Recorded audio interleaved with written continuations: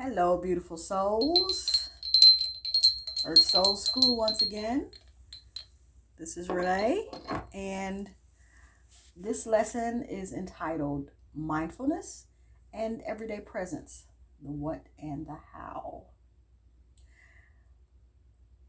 So let's dive right in. The past and the future are both illusions and nothing more. They don't exist, only in your mind. They are the things pertaining to your lower self, your old life, the things of the flesh. An illusion because you can't actually be there. You can only be in this present moment. There is an ancient Zen saying, before enlightenment, chop wood, carry water. After enlightenment, chop wood, carry water. Meaning after you become aware of your true nature, you still have things that need tending in this earthly plane, but they take on a new awareness. Enlightenment.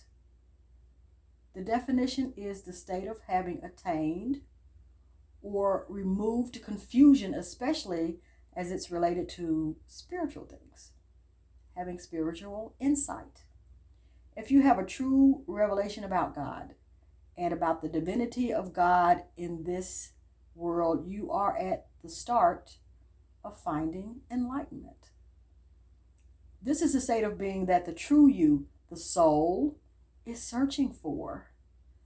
Now that we understand the who, we've established that in the first few lessons, let's explore the what and the how of the true you that has stepped out of darkness and into this marvelous light. On my fridge is a chalkboard with different states of presence or being. Same thing. I've written be here now, be mindful, meditate, and be present. So back when I first awakened, I placed sticky notes all around my house and in my car, on pictures, on mirrors, stuck on cabinets and doors. Why? Because this was a whole new world in which I was learning an entire new way of walking. Old things had passed away. Behold, all things became new. I really had nowhere to go, no one to teach me. So I decided to seek God for myself and just through trial and error get to a place that, now I can bring this to you. So you're now walking in the Spirit, and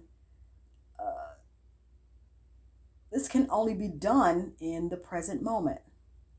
So in the beginning, I'd wake up in the morning and I'd grab my cell phone, like most of us do, or get ready for my day of worrying. And then I'd look up and I'd see a sticky note and I'd have to remind myself, oh, I need to be present. I need to be present, or I need to be in the moment. And it would last all of about 1 minute. I had to keep reminding myself to walk in the Spirit now. Walk in the Spirit. It's a new way of living. I have to be here now. I've got to be present. So after that one moment, I would go and pick up my worries again until I caught sight of another sticky note somewhere around the house. And then back to presence. Over and over and over and over and over and over, many times a day, I'd have to keep bringing myself back. So I say that to say this. It will take practice. It's a new way of living. But you will get to the point where you are present in the moment, mindful or in a meditative state, essentially 24 hours a day. And it's where you will live.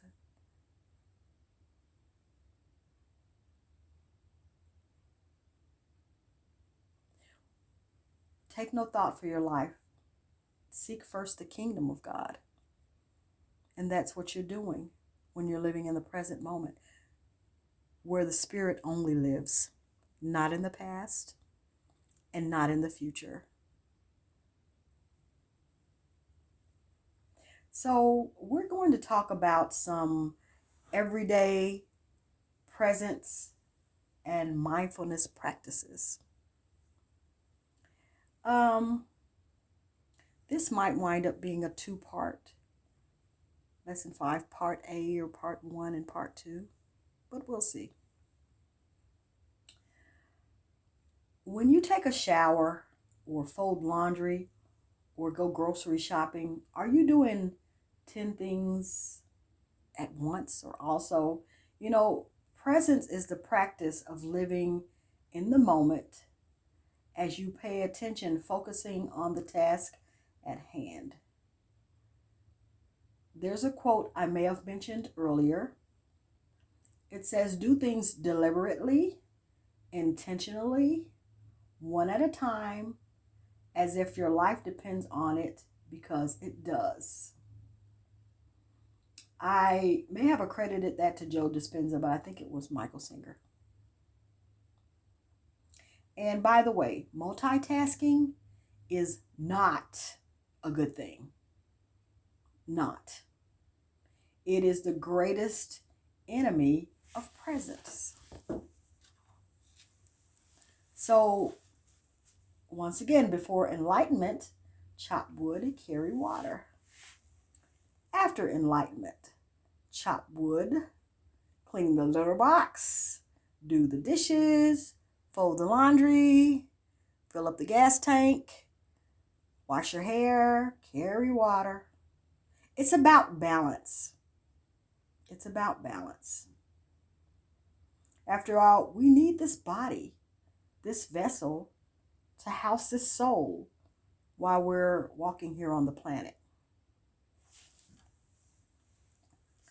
So the next time that you have a conversation with someone, to be there present, let's not flip through our cell phones or just be out of focus when it comes to being with that person. Let's be in the moment, giving focus to them and awareness to the things that are taking place around us acutely.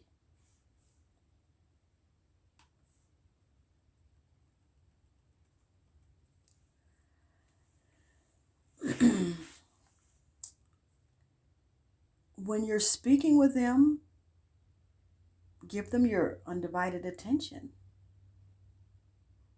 And don't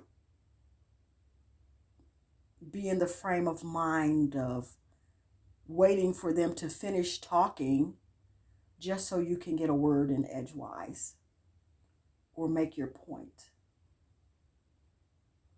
Look around occasionally, be aware of the sights and sounds of others. You may notice how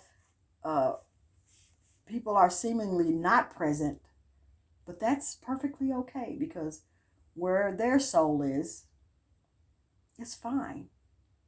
It's perfect, exactly where it should be, just like yours. If you're in a restaurant, enjoy your meal. The colors of the different foods on your plate.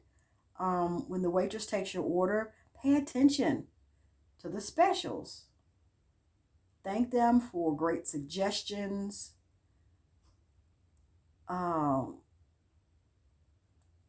When you get into your car, take a moment to do a little bit of deep breathing. Notice the leaves or the bare trees, the rain, if it is, birds plucking worms out of the yard, the color of the sky, the clouds, and even a rainbow you may have missed if you weren't looking up. When you're at the grocery store, don't just wait in line. Be in line. Listen to the sound of the cash register, the overhead pages from the customer service desk, the crying baby in the cart in front of you, the piped in music overhead. Notice the colors of the candy and gum items at the checkout, the magazines, the smells from the bakery and the hot deli, the flowers from the floral department. If the cashier has a name tag, or even if they don't, say hi. If they do, use their name. Ask them if they're having a good day. Be present in that moment. Instead of standing in line, paying bills in the back of your mind, wondering what's for dinner, be aware. Be present. After all, that is the work. John 9:4. I must work the works of him that sent me while it is day. The night cometh when no man can work. I must work the works of him, mindfulness, meditation, presence, while it is day, when my soul is awake. Night cometh when no one can work, no man, after I'm gone.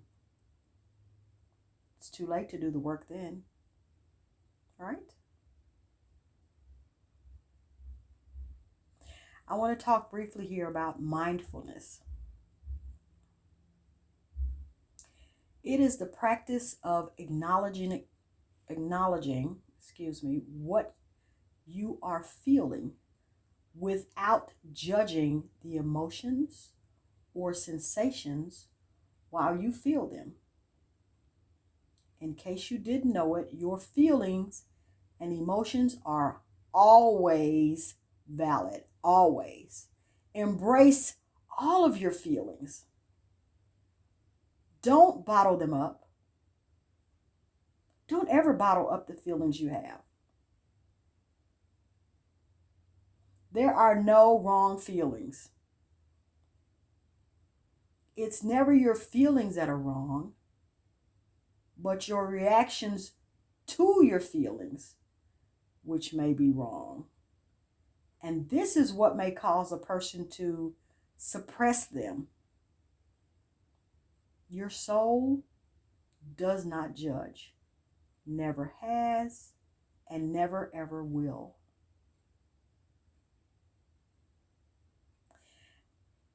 And let me say here, the worst thing that you can do in your lifetime is to live and suppress love, because God is love.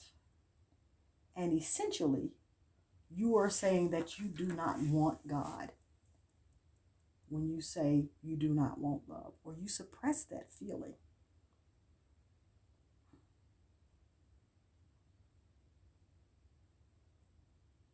If you happen to choose the love of money or the promise of fame and fortune over love, then your entire life will most likely consist of a never-ending downward spiral. So don't do that.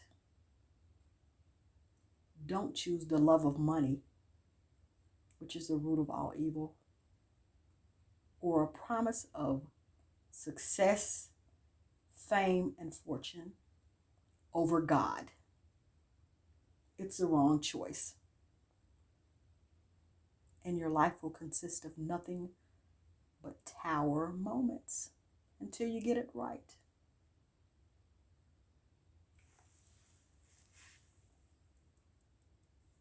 So,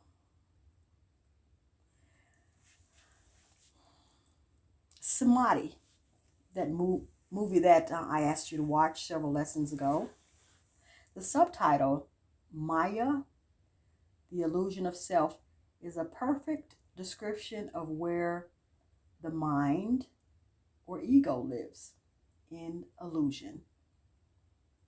This is because the past and the present, the past and the future can only exist within the mind. And I may have mentioned that before. You can never go back to the past or step into the future. And this is because the only place that you can exist is within the present moment.